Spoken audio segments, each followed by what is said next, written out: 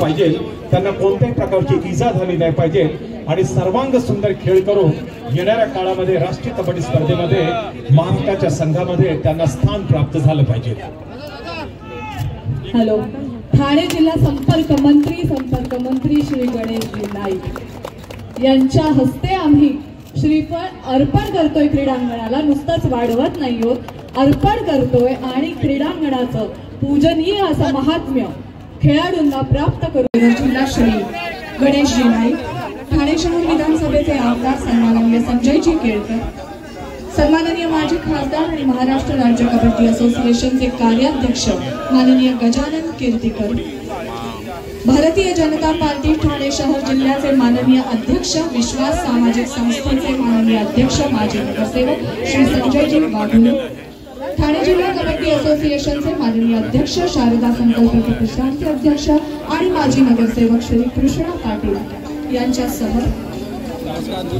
याचबरोबर महाराष्ट्र राज्य कबड्डी असोसिएशनचे कार्याध्यक्ष तथा माजी खासदार माननीय श्री गजानन कीर्तीकर, माननीय सहकार्यवाह सन्माननीय माजी महाराष्ट्र राज्य कबड्डी असोसिएशनचे अध्यक्ष कार्याध्यक्ष श्री गजानन कीर्तीकर, सन्माननीय माजी आमदार श्री दिनकर पाटील, महाराष्ट्र राज्य कबड्डी असोसिएशनचे उपाध्यक्ष यांच्या उपस्थितीमध्ये आता नुकतंच कबड्डी स्पर्धेची शान श्री संजयजी वाघोले साहेब, आपले अभिनंदन, आपलं दातृत्व, आपली कृपादृष्टी या कबड्डीवरती मिळालेली आहे, म्हणूनच हा दिमागदार सोहळा आणि यजमान जिल्हा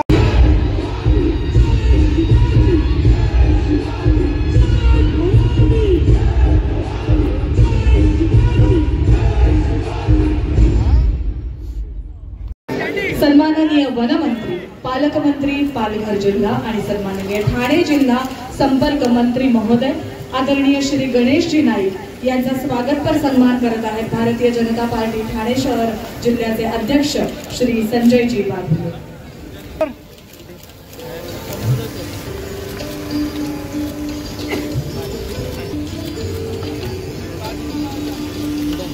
श्री गजानन कीर्तीकरजी यांचा स्वागतपर सन्मान करण्याचे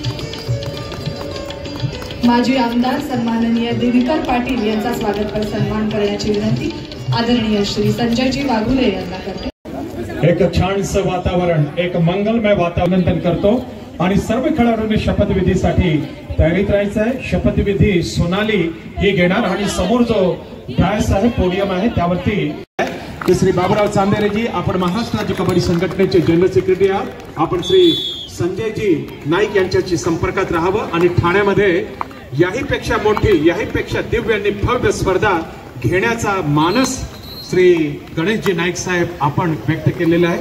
आपल्याला सुद्धा मी मनापासून धन्यवाद देतो आणि संपूर्ण पाठिंबा, संपूर्ण पाठबळ महाराष्ट्र राज्य कबड्डी असोसिएशन, राष्ट्रीय कबड्डी खेळाडू ठाणे जिल्ह्याचा आणि त्याचबरोबर एक उत्कृष्ट भारतीय जनता पक्ष सचिन पाटील हे सुद्धा मान्यवरांसोबत आहेत। आणि सचिन, आपलं सुद्धा काम कबड्डीसाठी, कबड्डी खेळत असताना सचिन ज्या पद्धतीने तुम्ही आज खेळ केलेला आहे तशाच पद्धतीने आज या क्रीडांगणावरती एक कार्यकर्ता, संघटक म्हणून वावरता, ही कबड्डीचे देण आहे आणि कबड्डीला आपल्याला भरपूर काही द्यायचं आहे। सचिन पाटील, तुम्हाला असोसिएशन आणि ठाणे कबड्डी असोसिएशन विसरणार नाही आहे। श्री कृष्णा पाटीलजी, समस्त कबड्डी फॅटर्निटी आपल्या सेवेसाठी आहे, आपण ऑर्डर करायची आहे। कबड्डी असोसिएशनचे सहकार्यवाह श्री बाबूराव चांदेरे यांचा सन्मान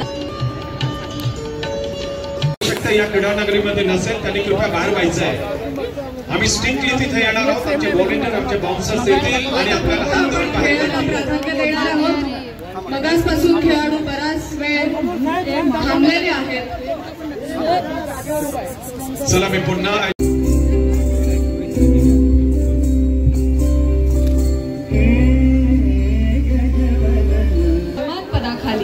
विश्वास सामाजिक संस्था व शारदा संकल्प प्रतिष्ठान ठाणे यांच्या संयुक्त विद्यमानाने ठाणे महानगरपालिका ठाणे, MSRDC व MIDC यांच्या विशेष सहकार्याने 72व्या पुरुष श्रीकृष्ण करंडक व महिला स्वर्गीय पार्वतीबाई सांडव चषक संघांना विनंती आता कृपया एकत्रित व्हावं।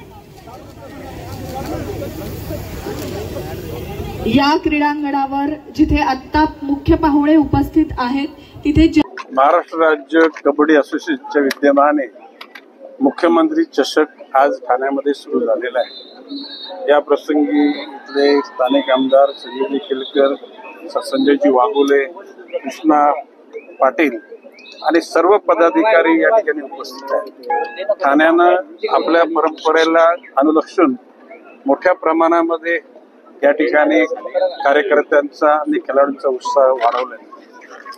संजयजी वाघोले यांच्या नेतृत्वाखाली ही स्पर्धा म्हणजे कबड्डीची अतिशय यशस्वीपणे पार पडेल आणि सर्वच जण ठाण्याची आठवण मनात ठेवतील आणि आपल्या गावाकडे जातील असा माझा विश्वास आहे। चांदेरे जे सहकार्यवाह आहेत त्यांनी अपेक्षा व्यक्त केली नवी मुंबईमध्ये अशा प्रकारच्या पुढच्या स्पर्धा व्हाव्यात। मी नवी मुंबईचे प्रथम महापौर संजीव नाईकांना ही जबाबदारी दिलेली आणि कुठल्याही प्रकारची कमतरता न घडता नवी मुंबईमध्ये अशाच प्रकारची क्रीडा स्पर्धा पूर्ण होईल असा विश्वास व्यक्त करतो। अशी की भविष्य काळामध्ये या MMRD परिसरामध्ये ही समस्या आहे, मुंबईत आहे, फक्त नवी मुंबईमध्ये ही समस्या नाही, कारण नवी मुंबईच्या विकासाचा आराखडा नियोजन आम्ही केलं आणि म्हणून ही समस्या तिथं नाही।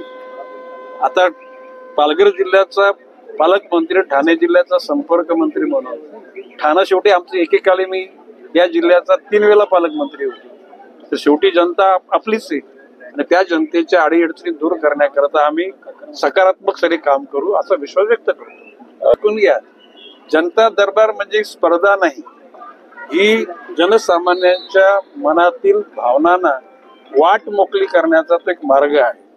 किंबहुना मी मागच्या वेळेला पण बोललोय की या महायुतीचे प्रमुख पार्टनर भाजप, एकनाथजी शिंदे शिवसेना, अजितदादांची NCP या सर्वच मंत्र्यांनी तशा प्रकारचे जनता दरबार घेतले तर जनतेची कामं गतीनं होतील आणि देवेंद्र फडणवीसजींनी म्हटलेलं की महाराष्ट्र आता थांबणार नाही म्हणजे वेळासारखा धावणार नाही, परंतु जनसामान्यांच्या ज्या अडीअडचणी आहेत त्या दूर करण्यासाठी सक्षमतेनं काम करू असं त्यांनी विश्वास व्यक्त केला आणि तो आम्ही पूर्ण करू। आमदार हो, हे बघा, जो सकारात्मक माणूस असतो ना तो दुसऱ्याला संपवण्यासाठी आलो असे भाषा करतो, परंतु ज्या माणसाच्या मनामध्ये जनसामान्यांची प्रेम असतो तो काय बोलतो, आम्ही उजेड घेऊ, उजेड आला की अंधार आपाप जातो, नकारात्मक का बोलायचं। आमची भावना एकच आहे की एकमेका सहाय्यक